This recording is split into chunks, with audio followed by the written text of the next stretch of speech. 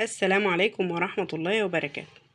اللهم صل وسلم وبارك على سيدنا ومولانا محمد وعلى آله وصحبه أجمعين. ازيكم يا حبايبي؟ عاملين ايه؟ يا رب تكونوا بخير. بغيب غيبتي وبرجع بهبتي. تعالوا بقى اقول لكم احنا هنعمل ايه النهارده. الاكله الحلوه الجامده بتاعتنا دي. نعمل النهارده كباب حل. معايا قطع اللحمه زي ما انتوا شفتوها في اول الفيديو، مقطعها قطع صغيره. انا ما بحبش اللحمه الحمراء اللي هي الصافيه دي، ما فيش فيها اي حاجه. انا بحبها زي ما انت شايفه كده، اللي هي ملبسه دي.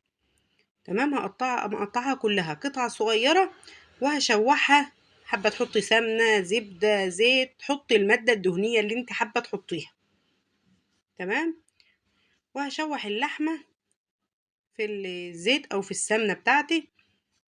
شوحها كويس جدا. انا عايزه اللحمه بتاعتي تحمر، عايزه لونها يحمر. تمام. واحده واحده معايا، مش معايا بالخطوات واحده واحده. انا هنا مش مسرعه الخطوات بتاعتي. اخر جزء اللي هو عند التسوية بس هو ده اللي مش اللي هتلاقيه اتسرع معاك. لكن انا ماشيه معاكي بالخطوات واحده واحده زي ما انا عاملاها بالظبط. هنا هشوح اللحمه كويس جدا. اللحمه لازم تكوني مقطعاها قطع صغيره. شوحيها لحد ما لونها يحمر معاكي. تمام كده. كله يصلي على النبي. يلا لو لسه الاول مره تشوفيني، اضغطي اشتراك، اضغطي لايك، اضغطي زر الجرس عشان يوصلك اشعار اول ما انزل الفيديو.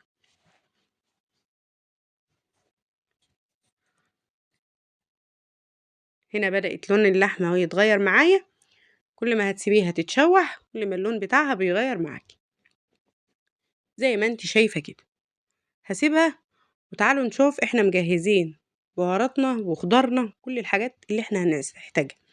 معايا هنا البهارات بتاعتي: فلفل اسود السبع بهارات، ورق لورا، كزبرة، 3 فصوص توم بالظبط مفرومين، او عايزة تقطعيهم قطع صغيرة قطعيهم زي ما تحب.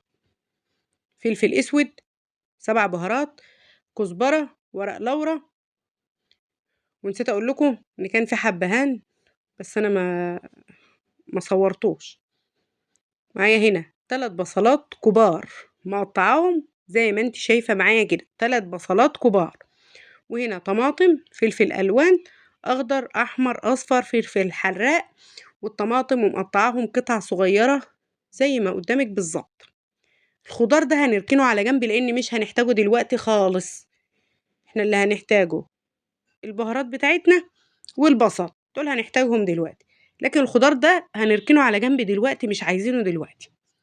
هنا خلاص اللحمة بتاعتي لونها احمر معايا. هنزل عليها بالبهارات وهقلبها وهغطي عليها واسيبها شوية مع البهارات بتاعتها لحد ما تشم الريحة. اول ما تشم ريحة البهارات بتاعتك، الريحة بأمانة اول ما حطيت البهارات الريحة كانت تحفة. هحط البهارات وهغطي وهسيبها شوية. بعد كده هنزل عليها بالبصل اللي انتوا شفتوه معايا، انا مقطعاه ومحضراه مجهزة مع بعض.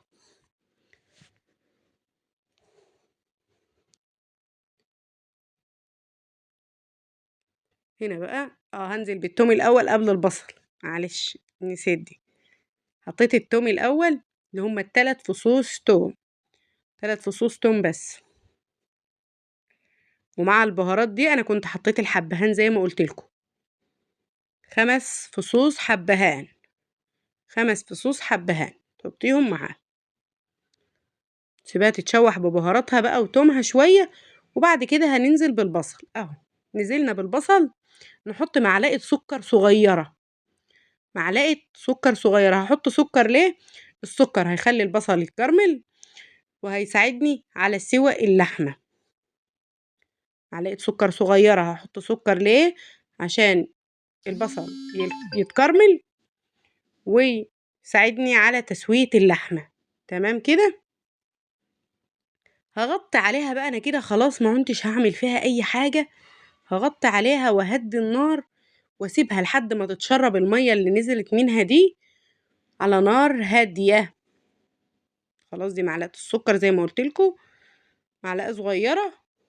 اديلها تقليبة وهدي النار عليها واسيبها لحد ما تستوي، اللي هي تبقى نص سوا مش سوا كامل، نص سوا. ونشوفها مع بعض بعد ما بقت نص سوا زي ما بنقول. هنحط عليها ايه تاني؟ هنا اهي البصل بتاعي اتكرمل بقى ما شاء الله عليه اهو. والميه دي اللي بقولك لازم تتشرب، هيتشرب الميه اللي فيها.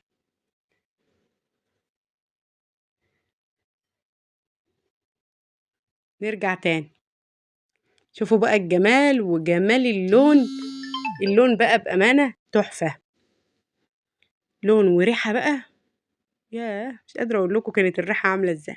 هنزل بالخضار بتاعي، الخضار اللي هو الطماطم والفلفل الالوان.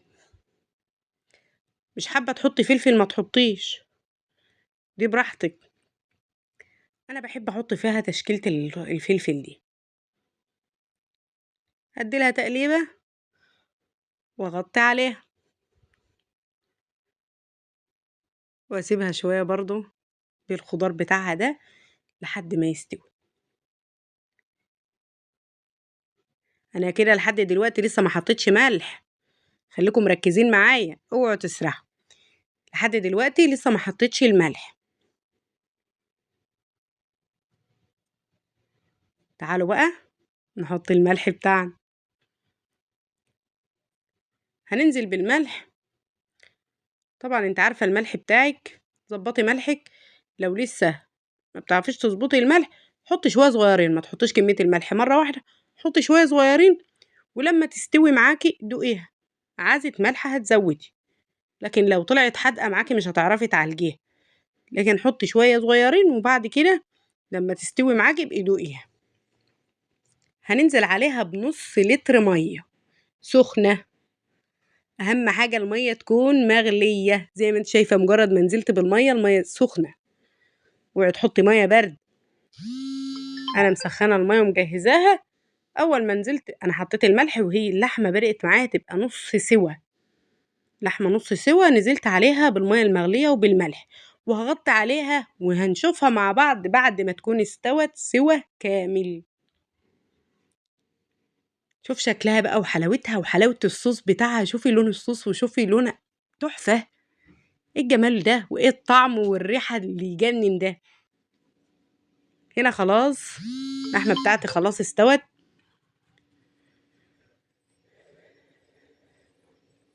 تمام كده. هنا انا هشوفها استوت ولا لا. اهي زي ما قلت لكم استوت وبقت زي الفل كده تمام. هغطي بقى عليها. لا هسيبها شوية على النار لان انا حسيتها لسه.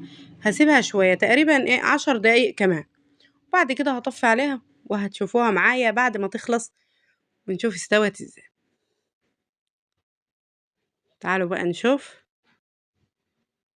هنا بقى ممكن دي الأكلة دي تاكليها بعيش وممكن تاكليها برز عادي. عايزة تعملي الرز بشعرية اعمليه بشعرية، عايزة تعملي رز أبيض اعملي رز أبيض زي ما تحبي. هي بتتاكل مع رز بشعرية ومع عيش ومع رز أبيض، مفيش ألذ ولا أطعم من كده. الصوص بتاعها ده تحفة تحفة مع الرز. كده خلاص استوت وبقت زي الفل تمام. تعالوا بقى نشوف شكل الطبق بتاعنا بعد ما غرفناه. لا هغرف منها الأول في طبق وأوريكم هي مستوية قد إيه. قبل ما أوريكم شكل الطبق بتاعي هوريكم الأول هي استوت.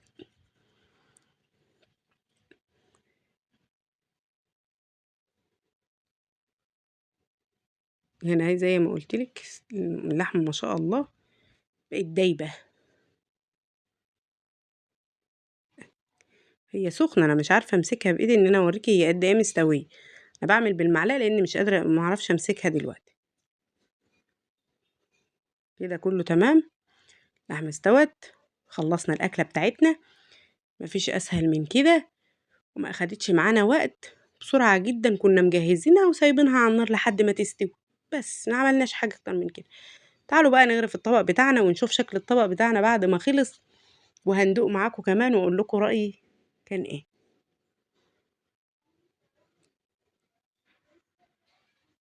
أنا عاملة جنبها رز أبيض. قولوا لي بقى رأيكم وجربوها، إن شاء الله هتعجبكم. ولو وصلتِ لحد هنا ولسه ما ضغطتيش لايك اضغطي لايك، ولو لسه لأول مرة تشوفيني اضغطي اشتراك واضغطي زر الجرس عشان يوصلك كل جديد إن شاء الله. أشوفكم في فيديو جديد يا حبايبي، مع السلامة.